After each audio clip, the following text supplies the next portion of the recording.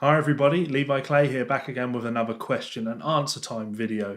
This is a great question that was submitted to me via my channel discussion here on YouTube from Jordan Oates. So I'm going to read this question out now. I'm surprised I've never done this before, and I feel that to some degree I have talked about this, but never as directly as this. So the question from Jordan is, hey Levi, have you ever listed your favourite guitarists? I haven't found anything, and I've seen comments in the past from you suggesting the answer is not favourites like Vi and Petrucci, so I'm curious, mainly to see if I'm missing out on some great guys. As I say, it's a great question, Jordan.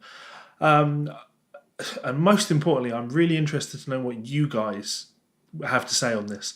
The beauty of when you talk to somebody about who their favourite guitar players are is you're destined to get different answers from everybody. We are a product of our influences, and we can take on board some pretty strange influences and not even realize that they're big influences, but that helps to shape your playing and make you who you are. So you will probably hear a lot of these influences in my playing when you hear some of them. So yeah, I'm really interested to know, who do you guys listen to? Who are your favorite guitar players? Anyway, so I've written out a list here, and this is just from scrolling through my iTunes library. Now, this was actually very difficult because I wanted to, not have a list that was too long, and it's already a list that's too long. I wanted to list off guys that still are huge influences on me. Still, I can trace their influence in my playing, and I can see when I go into that way of thinking and thinking of the influence that these players have brought on me. Like I say, this list could have been a ton longer, but these are guys that, I would always have to say these are my favourite players and I can't escape their influence. So number one I've listed is Michael Romeo of Symphony X. Michael, huge influence on my playing, especially when I do my rock thing. You just need to listen to the Hellcat Molly album and you will hear Michael Romeo influence on that. On tracks like Whiskey and Heresy and Break, there's definitely lots of Michael Romeo. In fact, I picked up one of those comparison Michael Romeo signatures because I'm such a fan. He really is, as far as I'm concerned, my favourite all-time metal player. I absolutely love Michael Romeo's playing.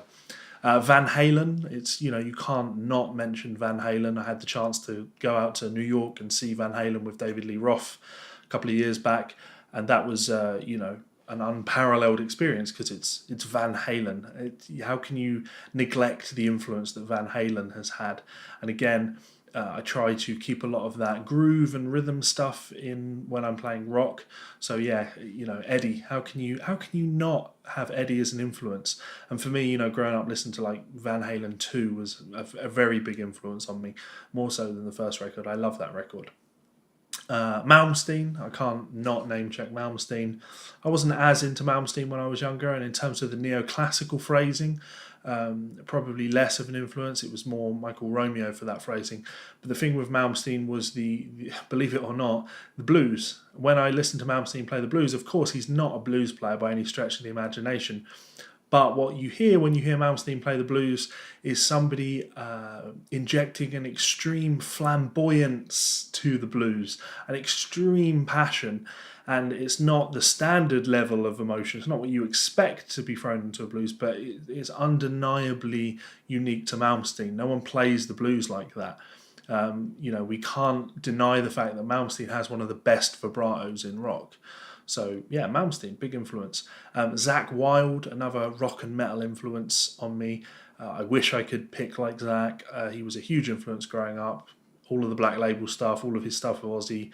Ozzy is still probably my desert island artist. I was thrown on a desert island. I would take Ozzy's discography. Don't even need the Sabbath stuff. Just the Ozzy stuff is enough for me. Huge fan. And yeah, it was an honour getting to meet Zakk and interview Zakk. Because, yeah, huge hero. And years later, even though I don't play like that anymore, I can still stick on a Black Label Society album and be thoroughly excited by it. But then we as we dig deeper, we're getting away from the rock and metal influences. And when you look through my iTunes library, just listen to me play, that's what you're going to hear. You're going to hear a lot of influences, lots of eclectic influences. Because I have lots of eclectic influences.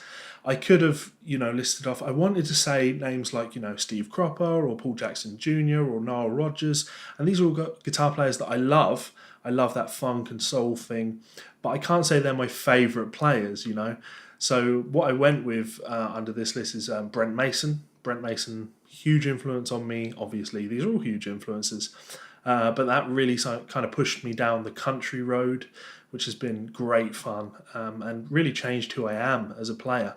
Listening to his album Hot Wired, and also Smoking Section. I really enjoy Smoking Section, but just his session work.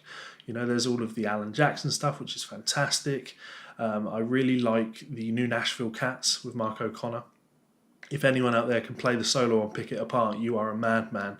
So Brent Mason, huge influence. I'm going to say Joe Pass. Joe Pass was kind of my introduction to jazz, and I still, I wrote an arrogant status on Facebook many years ago, and people kind of missed the point. I said the more and more I practice on guitar, the less and less I sound like my idol, Joe Pass. It was misinterpreted. What I was saying is I've lost sight on why I went to university and did the music thing. It wasn't about being a perfect player.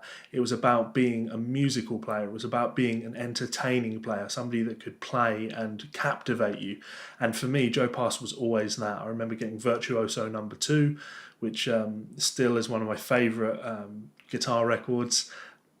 Great tunes on that album.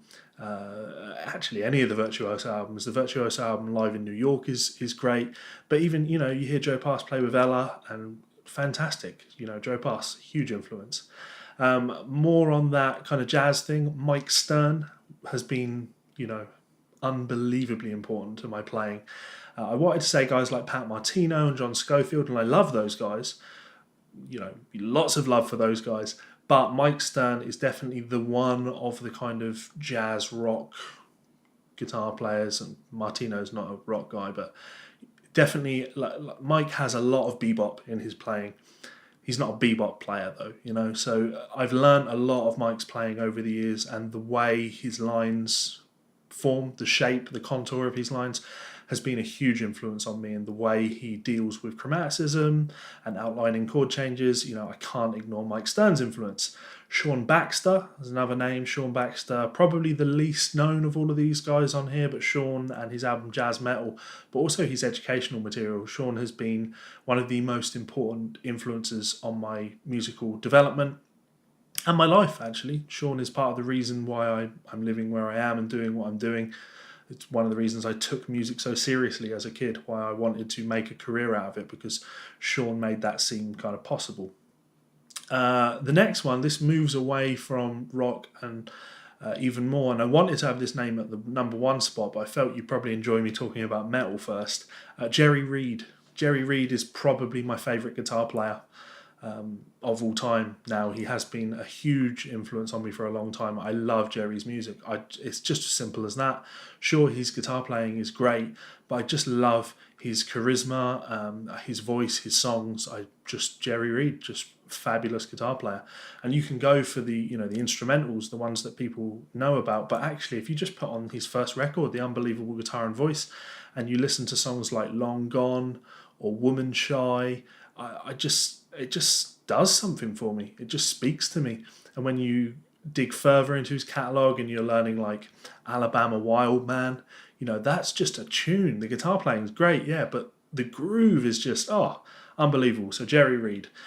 Scott Henderson, another massive influence on me, really kind of got me hard into the fusion thing, but also he helped me majorly with my blues playing. When I listened to Dog Party, obviously it's a Stevie Ray Vaughan ripoff, but I'd listened to Stevie Ray Vaughan and enjoyed it, but when I heard Scott do that, suddenly I was like, I get it, and I know that sounds stupid, but that's the truth. That's how it felt to me when I listened to Dog Party, and then I went through his solo repertoire, the Tore Down House and Well to the Bone, those albums, great, absolutely love them. And then the more and more I dug into Scott's playing, you've got the Tribal Tech stuff. I'm a big fan of the early Tribal Tech stuff. I love the album Dr. He, and I love Nomad, because is it Nomad? Why am I saying Nomad? Yeah, Nomad, of course, Nomad, the third album. I think Spears for some reason, first album. because Nomad has my favourite Henderson tune on. It's Tunnel Vision. It was a Gary Willis tune, really, but yeah, I really like that tune. So Henderson was a huge influence on me, so much so I had to stop using guitars with tremolos because I was just doing the Scott Henderson, which is just Jeff Beck thing, too much. It was just influencing the way I played too much. So Scott, yeah, big fan. Jimmy Herring and the way he phrases has been massively influential on me. His tone, the shape of his lines, the way he uses diminished, the way he slips in and out of tonality. Love him. Just unbelievable. And he's got a lot of that slide influence in his playing, but without having to play the slide. And that brings me on to another big influence, Derek Trucks. On the slide front, there's so many guys I could talk about. I kind of wanted to mention Joey Landreth because I've been listening to so much Joey Landreth, and I can see him being a massive influence in the years to come. But, Derek has been a big influence on me for many years. And that came out of the Duane Allman thing and eventually discovering and getting into Derek. But Derek he's just one of my guys. Like, I saw the Tedeschi Trucks Band live at the Royal Albert Hall a few years ago, and I hate the word, but I can't think of a more fitting word. It was spiritual. I was almost moved to tears when he played his solo on Midnight in Harlem. So yeah, that was fantastic. Danny Gatton, can't not mention Danny. You see me playing that guitar, the Telly with the Dingus mounting plate on it. That's a Danny Gatton tribute. I really like Danny in the kind of redneck jazz era of his playing, more so than the 88 Elmira Street and the major label albums that he did. The earlier stuff, playing with Buddy Emmons on pedal steel, that was a big influence. Really like that, and yeah, continues to be a big influence. Django Reinhardt, again, I could have said someone like Jimmy Rosenberg, because I listened to a lot of Jimmy, but it all comes back to Django. And I was given, when my granddad passed away, my nana gave me some of his CD collection, and I remember her giving me a Django Reinhardt CD and saying, "This was your granddad's favourite guitar player." And I listened to it, and it took a long time for me to really understand it, get it, to see what my granddad saw in it. But now, you say Django, and I remember putting that CD on and listening to Django play after you've gone. Just vibe and the history of what Django did for music. How can you not like Django? We're getting to the end, I promise. Don Mock. Don Mock, again, kind of like the Shawn Baxter thing, more from an educational perspective, but also Don's playing, the way he plays, there's a big influence in my playing with that. The way he approaches lines, he sounds very much like Shawn Baxter, like somebody that's listened to a lot of bebop and then wants to play kind of bluesy rock music. I love that sound. I love the bebop vocabulary, but I'm not a bop player. I'm not Tal Farlow or whoever. It's not my thing. I can't do that very well. But listening to the way Don plays and the kind of contour and shape of his lines and the technique he uses to phrase them, Don was a big influence. Wayne Krantz is the last name I've got on this list. Wayne, I had some one-to-one time with Wayne many years ago, and that was massively influential on me and my development of visualization of the instrument and how I think about harmony and all of that stuff. And I can't thank Wayne enough for that. And sure, he wasn't aware of what he was doing, how much he was helping me at the time, and I wasn't aware either. It took me a good few years for what he said to sink in to my mind. But once it took hold, it started to make a lot of sense. And the more and more I listened to Wayne and his teachings on the instrument, talking about rhythm and harmony, that was a big influence. I had a similar experience with Carl Verheyen, who again is a big influence, but I don't know if I'd say one of my most important or all-time favourites. I've also written Per Nilsson down, and Per is this is where the list had to kind of stop, because if I go down that route, I'd just start listing off every guitar player who I think is impressive and excites me in some way. Per's work with Scar Symmetry is incredible. There is no denying how awesome it is. Can I say he's one of my favourite guitarists of all time? I don't think I can, but that's for no reason other than I've not been as familiar with him as long as I have been with, say, Michael Romeo. ask me this question again in 10 years, maybe Per Nilsson's name's going to come on there. There are other names like Chris and Mott and Olaf Lenk, and honestly, the list just went on and on of names that I could have put on this, Brad Paisley, but ultimately I wanted to go for the important names.